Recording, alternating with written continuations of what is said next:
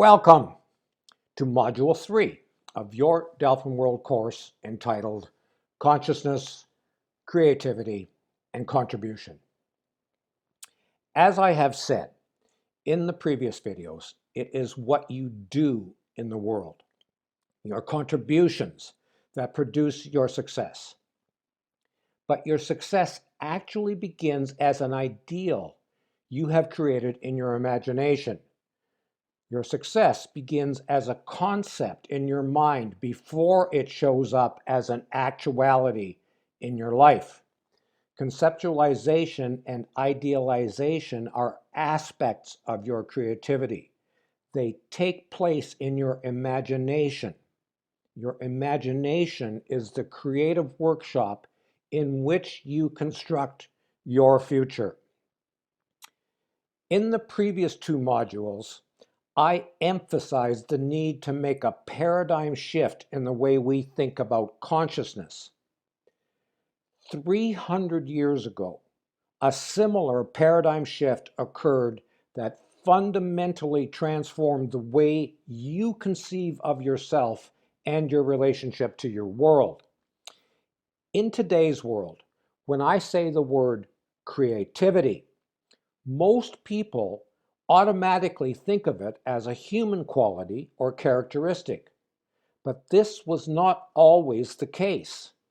The idea that human beings were even capable of creativeness did not begin to develop until the Renaissance in the 15th century and did not fully insert itself into the collective consciousness of human beings until 2 centuries later, during the Age of Enlightenment.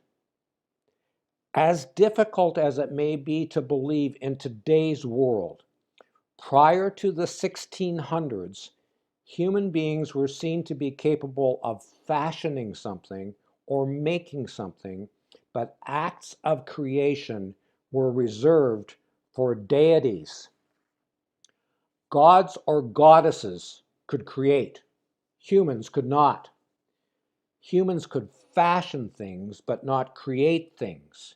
Humans could discover ideas, but not create ideas. That may seem to you to be only a matter of semantics, just a way of phrasing things. But, in fact, it was a radical shift in the way that human beings conceived of themselves.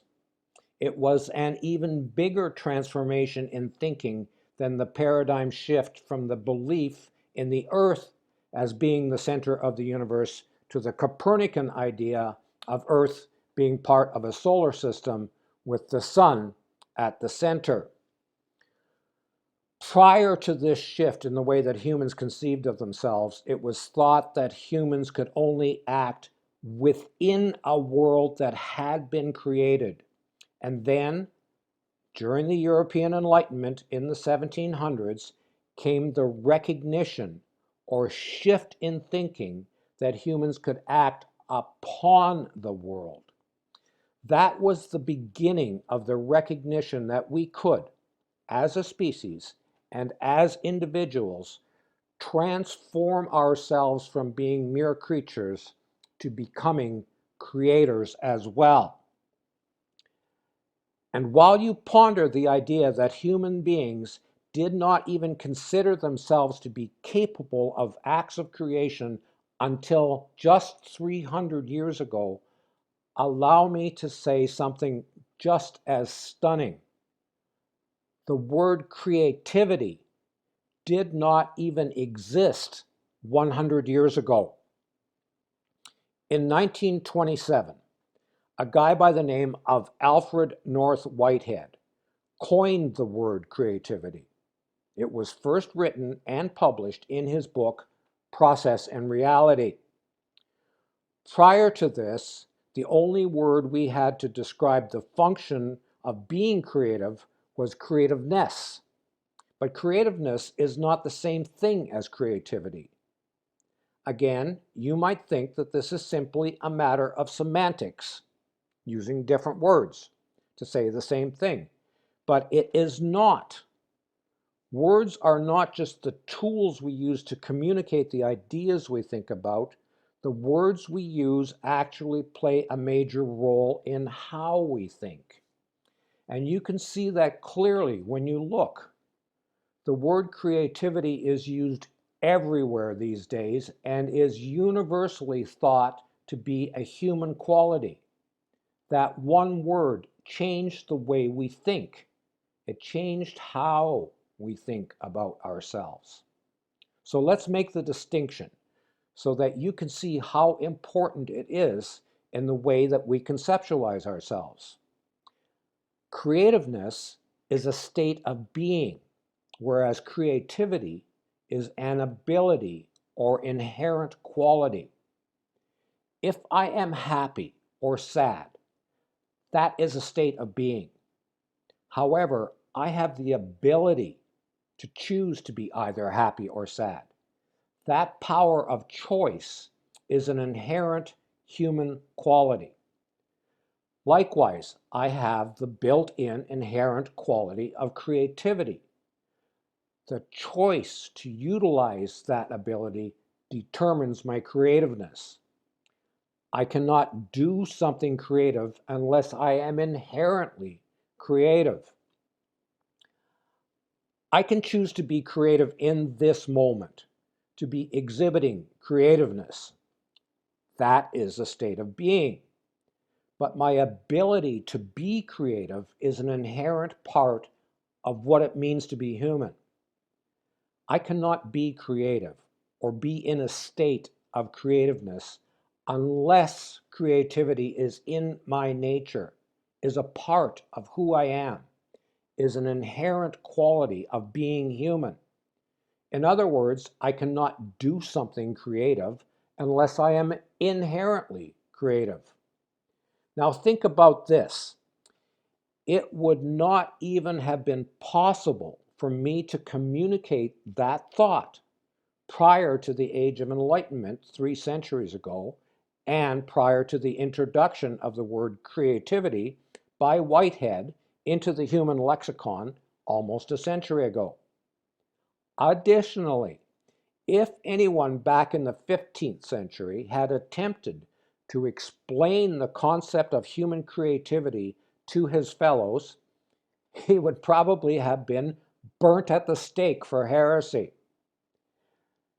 Today, we just take for granted that creativity is a human quality or power, even if it is not necessarily equally present or apparent in every human being.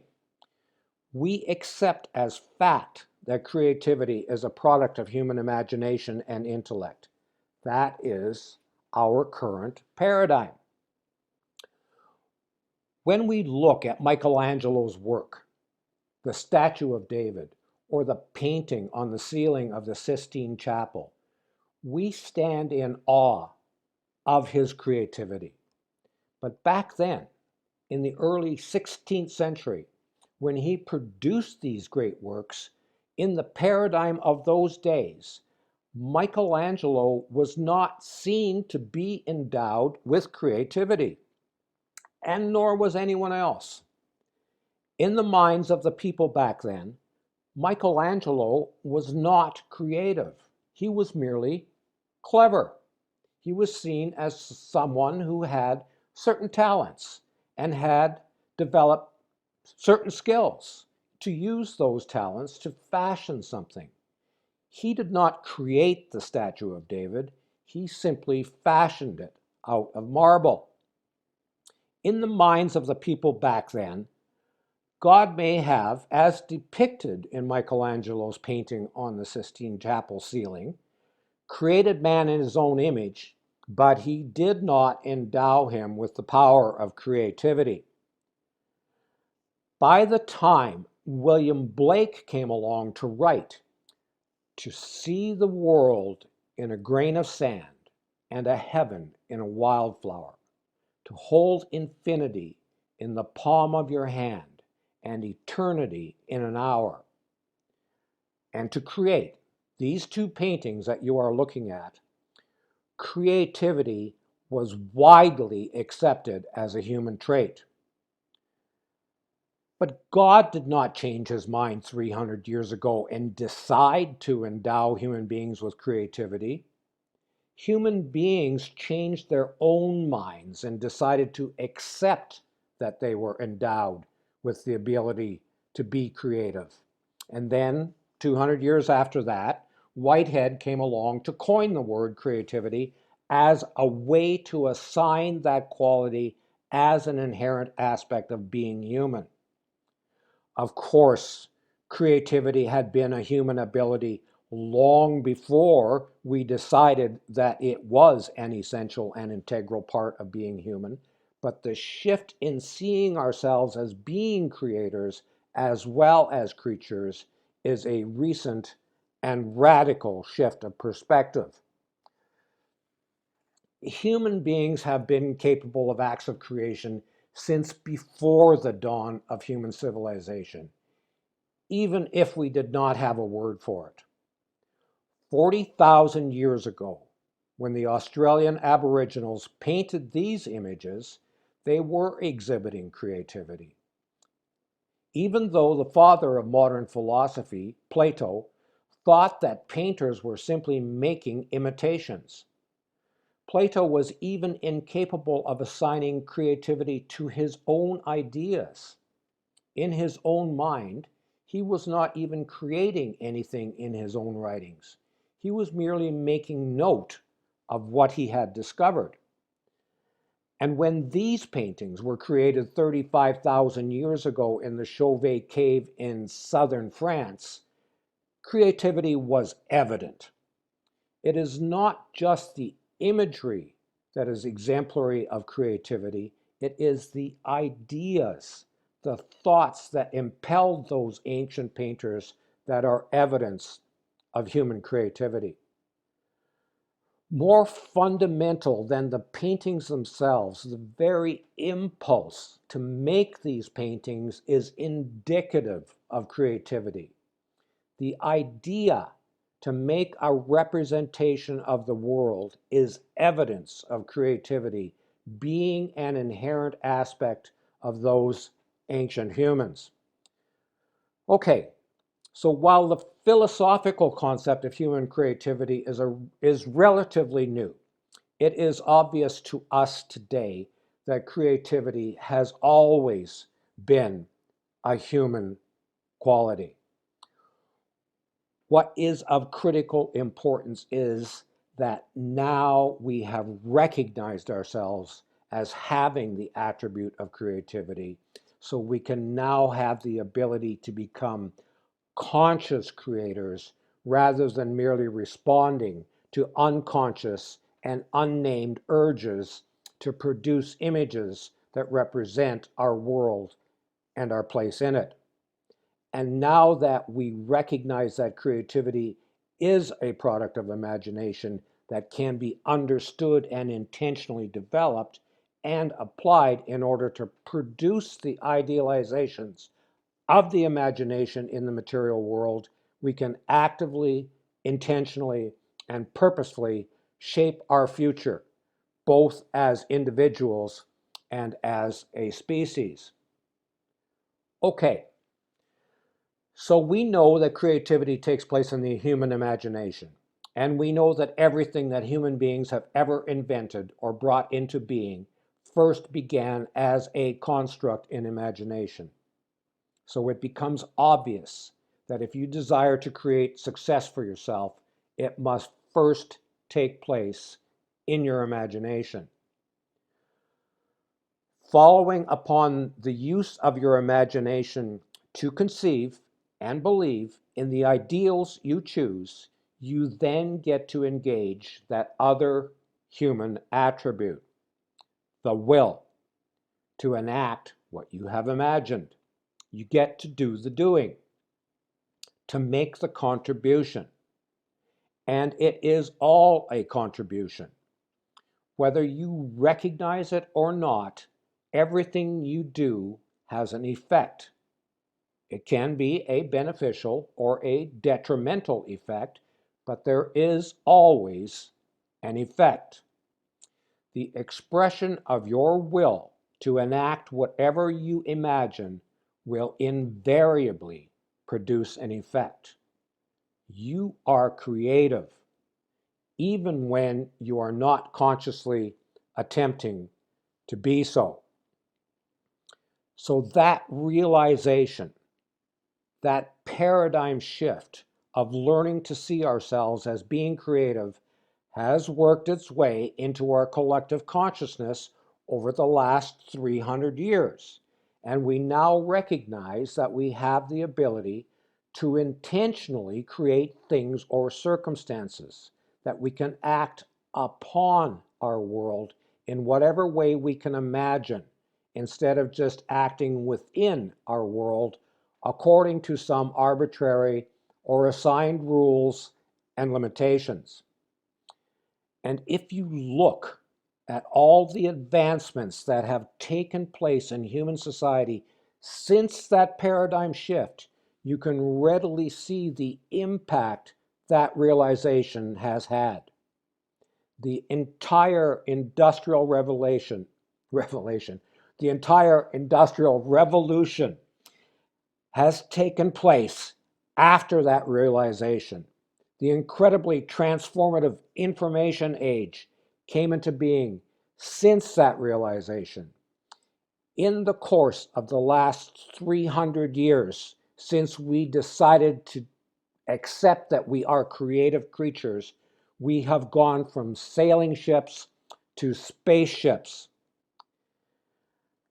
Back in 1720, we could send a handwritten letter across the Atlantic Ocean from England to Philadelphia describing how the recently invented Newcomen steam engine works to pump water from coal mines.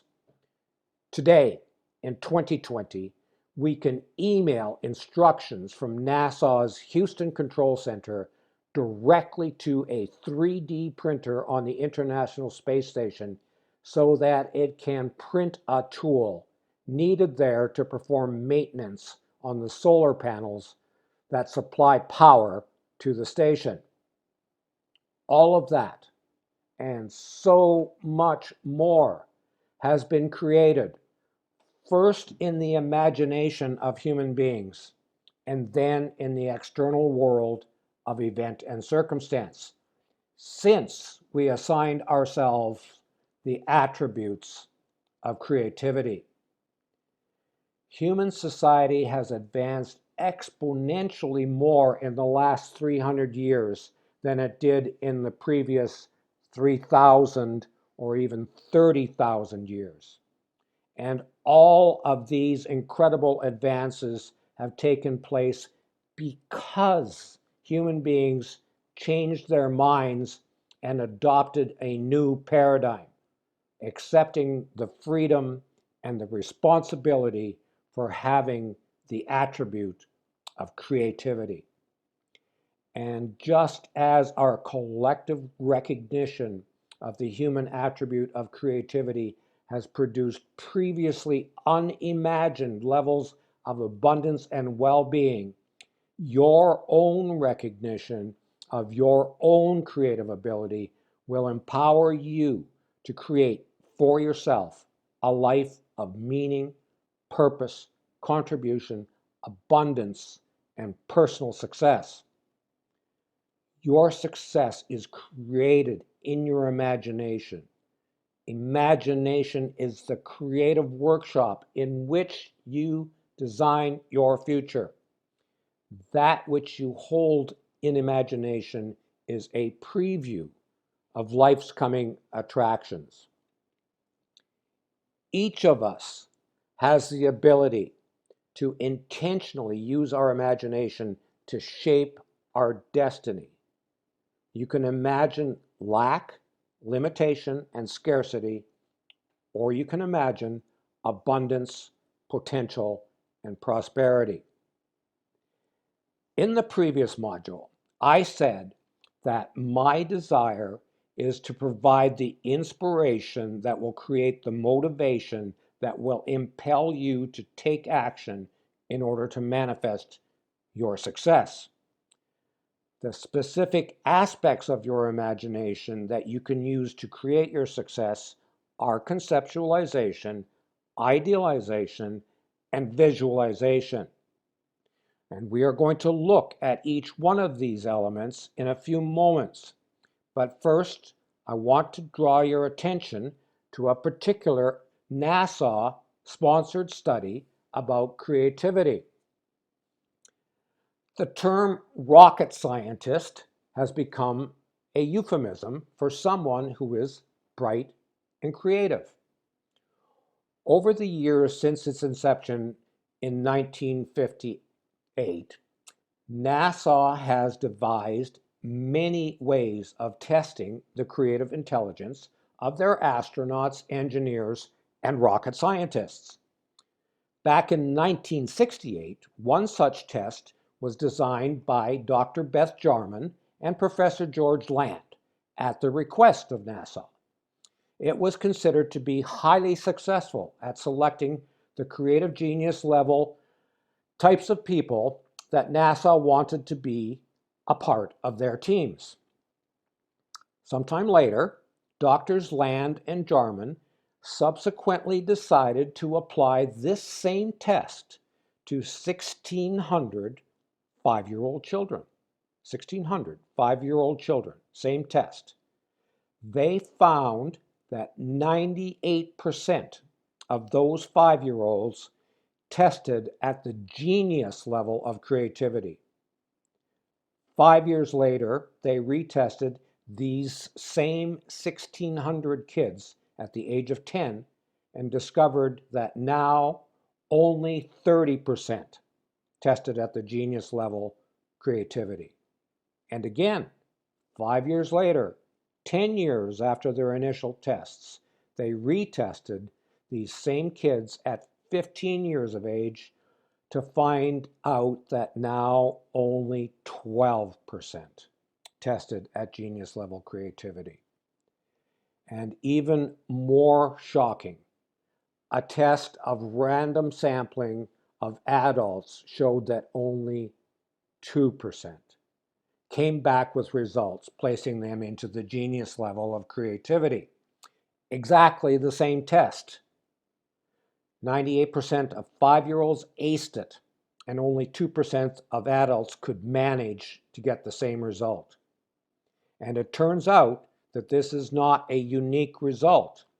These results have been replicated many times since then with different forms of testing, and they all show the same result. 5-year-olds are creative. 50-year-olds are not. So there was a 98% chance that you would have tested as a creative genius at the age of 5. And there is a 98% chance that you would not be tested that way today. What happens? How does 98% turn into 2%? What happens to cause that natural creative genius ability to be so dramatically reduced? The answer is education, experience, and expectation. 5-year-olds are imaginative, are creative, and then they go to school. Within 5 years, most of their creativity has been suppressed.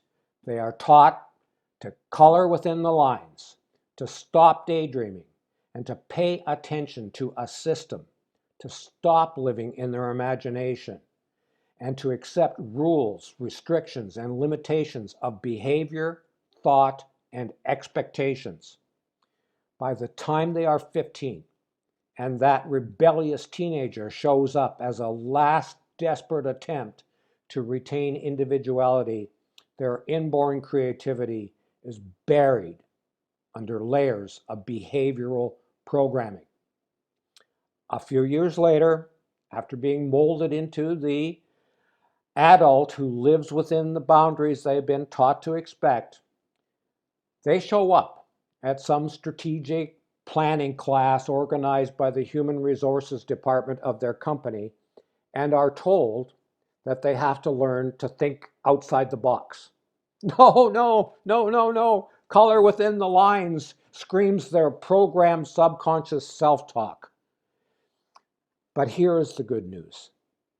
If you have made it this far into this series of videos here on Dolphin World, it is likely that your creativity has not been erased. It has only been suppressed, and you can get it back.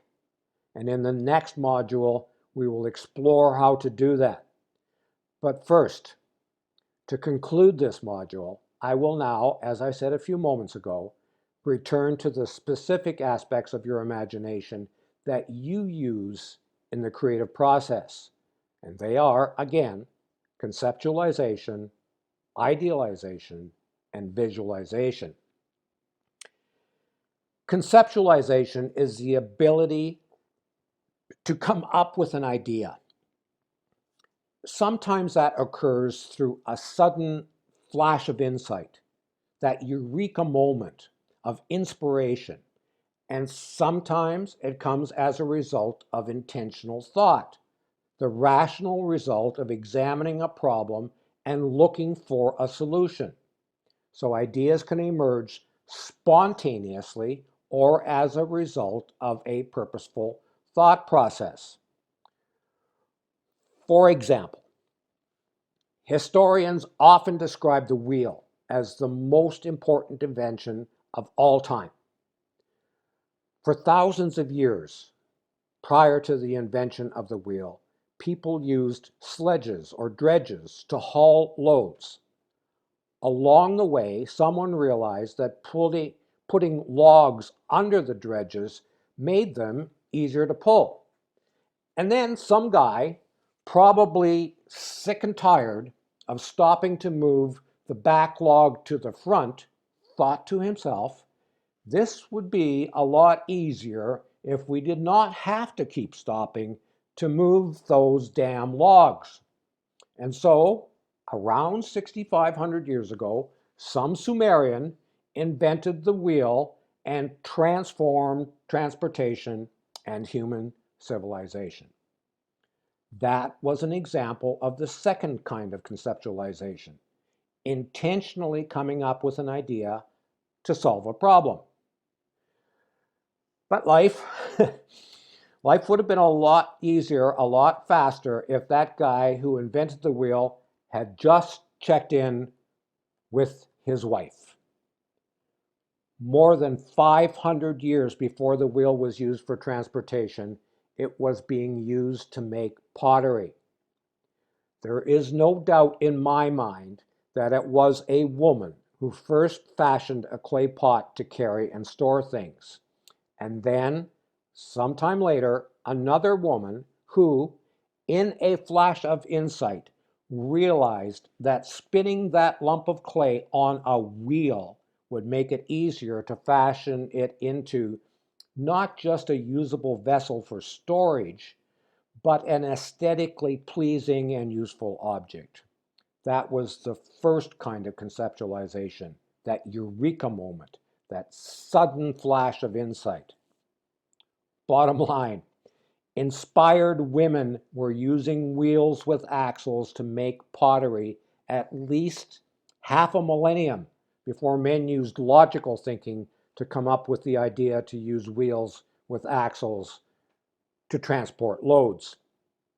However, in both cases, it was the idea that came before the wheel. It was the concept that produced the actuality. The invention took place in human imagination prior to it showing up as a useful contribution. Conceptualization always precedes actualization. Creativity begins with conceptualization, either as a result of intentional problem solving or as a result of sudden inspiration. Ideals or concepts are the most valuable thing produced by human beings because they precede every tangible thing that is considered to be useful and or valuable to us. Developing your ability to generate ideals is therefore the most important thing you can do to create that success you desire to have. The process of turning those abstract ideas into concrete results is covered in other videos. But first, you must become an idea generator, a conceptualizer. Okay, let's move on to that second aspect of imagination, idealization. Idealization, as I use the term, is the establishment of the perfect or highest example of an idea. It is something to be pursued. An idea becomes an ideal not just by adding an L at the end of the word, but by the constant pursuit of an ever more perfect expression or implementation of the original idea. For example, once the idea of the wheel and axle was implemented, it quickly became obvious that it could be improved. Friction became a problem. Wooden wheels spinning on wooden axles produced friction and heat, and sometimes even burst into flames. Wooden wheels and wooden axles wore out, so a frictionless wheel-axle combination became an ideal to be pursued.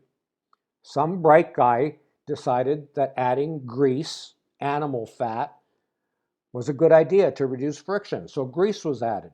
Eventually, bearings were invented and improved.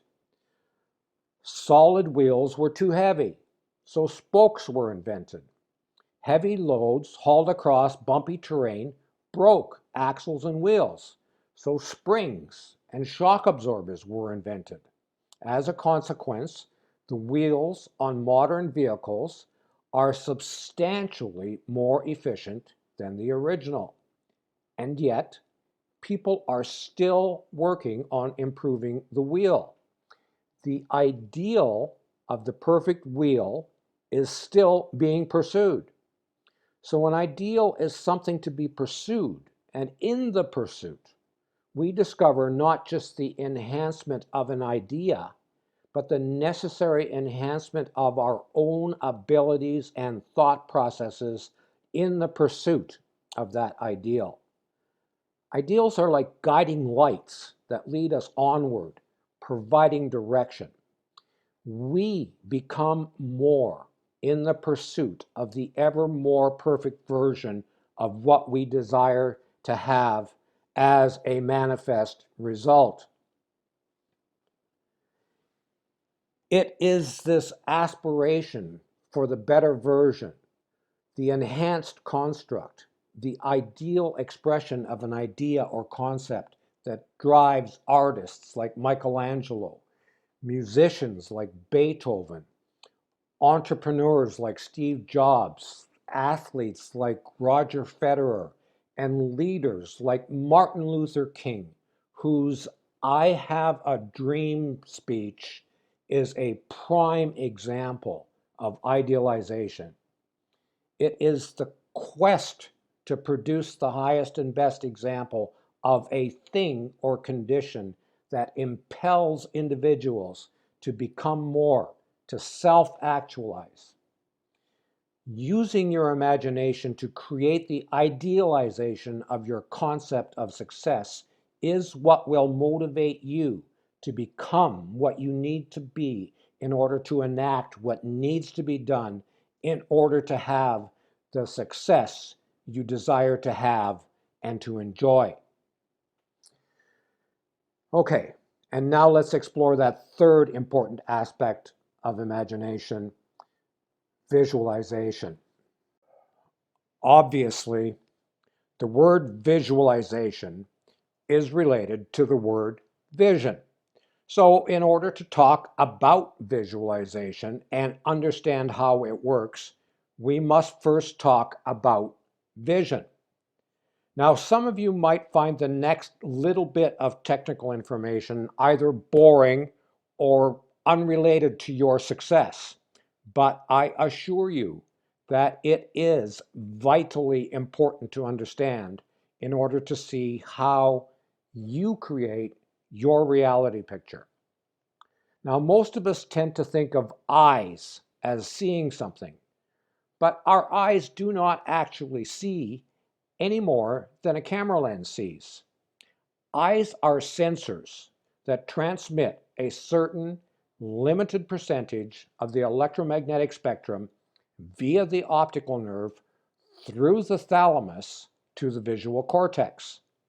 The thalamus is that part of the brain or bit of hardware that processes all sensory input, except, interestingly, the sense of smell, before sending that info along to other parts of the brain for response. It is worthy of note that the light-sensitive pineal gland is situated between the right and left hemispheres of the brain, immediately behind the thalamus. It is located in the center of the brain, and yet it produces melatonin in response to the amount of light in the outside world. The pineal gland connects the endocrine system with the nervous system in that it converts nerve signals from the sympathetic system of the peripheral nervous system into hormonal signals. In addition to producing the sleep hormone, melatonin, the pineal is also responsible for the conversion of nervous system signals to endocrine signals and thus the regulation of endocrine functions. It also influences sexual development, antioxidant activity, and immune system function. I include it here as a side note because it has been historically called the third eye. I will leave it to you, for now, to pursue that subject on your own. Okay, so the eyes do not see. They only focus light waves in the visible spectrum and pass on that limited amount of information to the thalamus, which sends it to the visual cortex. It is the brain that processes those electromagnetic waves, turning them into electrochemical activity that the mind interprets to create a mental image of the world we inhabit. The point being, the mind sees. The mind produces the image. 3 other quick points before we get to how to use creative visualization. The first is that your eyes are only capable of transmitting a very small percentage of the electromagnetic spectrum. In other words, you can only perceive a very small amount of information. Put another way, you cannot see everything that is out there. The second point is that your mind can see things that are not out there. It can hallucinate. It can produce images that appear to be completely real to you, even though no other person can see them. And the third point is that when you dream, you are producing mental imagery that is completely imaginary.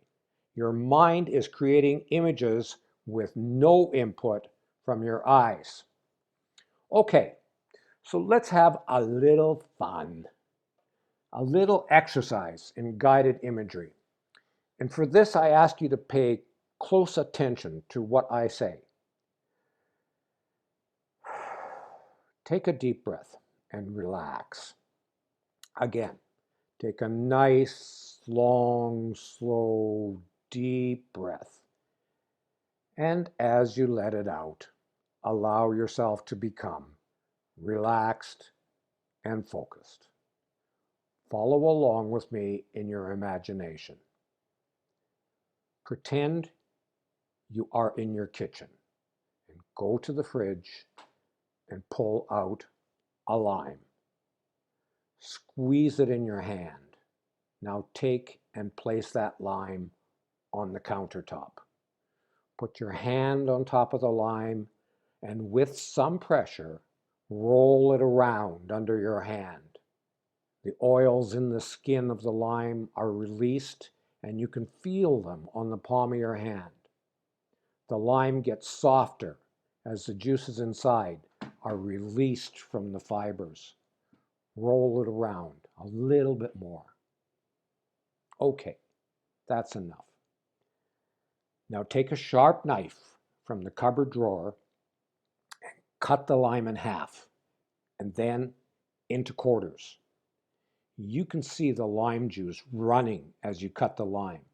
You can smell the tartness of the lime. Now pick up one of those lime wedges, put it in your mouth, and take a big bite. So how was that for you? I am willing to bet that your taste glands responded as if you had actually bit into a real lime. You may even have had a few beads of sweat appear on your forehead. A completely imaginary exercise produced a very real physical response. Proof that your mind, your imagination, can create a physical reality. I could elaborate more here about the placebo effect or about how imaginary fears produce adrenaline and cortisol in the body, or how memories can trigger physical responses, but I think you get the point. And the point is that imagination is a more important factor in the creation of real-world results than most folks realize, and visualization is a very powerful and essential tool that you can learn to use to create your success. Creative visualization is usually defined as the cognitive process of purposefully generating visual mental imagery in order to produce a positive physical or emotional response. But I like to think of visualization as a belief-building muscle. And like a muscle, the more you exercise it, the stronger it gets. Many people I have spoken to over the years complain that they do not have the ability to create those clear internal images that they assume they should have when they attempt to visualize. I think it is important to point out, first of all, that practice helps, and we will get into some techniques that you can use to develop your visualization skills in the next module. And second of all, that the visceral feelings that are produced by visualization are a different and equally important measure of successful visualization. They are as important as is the mental image itself. Now, you may not have been able to see yourself slicing that lime in your mind's eye as I was describing it, but your body reacted to the image of you biting into it. That is a reality picture, a successful visualization. Okay, since we are going to delve deeper into developing and using visualization in the next module, I am going to close out this module by giving you two examples of visualization producing real-world effects. Michelangelo saw David in that block of marble before he began to sculpt him. He is said to have said, "I did not turn this stone into David. He was already there. I only chipped away everything that was hiding him from view." Now, the thing is that David existed there only in Michelangelo's imagination. No one else could see him there in that block of marble until he was revealed by Michelangelo's work with hammer and chisel. The scope of Michelangelo's impact on the world is profound. Centuries later, his architectural and artistic works still inspire. It was all a product of his imagination, of his visualizations, of his idealizations, of his creativity. The same creativity that resides in you and everyone else, at least to some degree. Example number 2. After Steve Jobs returned to Apple and rescued it from financial difficulties with the invention of the iPod, he then went to his board and presented the idea of the iPhone. And they told him that it was a bad idea to get into the cell phone business that was dominated by Nokia, Motorola, Ericsson, and BlackBerry. But Jobs' vision prevailed and transformed the whole cell phone industry. Steve Jobs' visualization of a different kind of phone not only transformed the cell phone industry and turned Apple into the most valuable company on the planet, it also transformed how we communicate.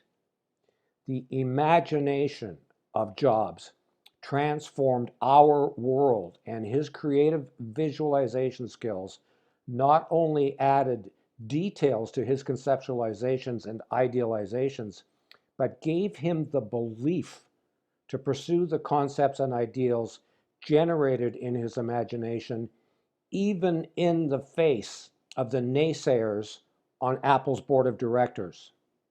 Again, the same imagination that you have with its ability to conceptualize, idealize, and visualize.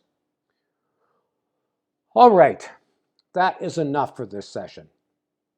In the next module, we will explore how to enhance your creativity and how to develop your future vision. I will see you then. Ciao for now.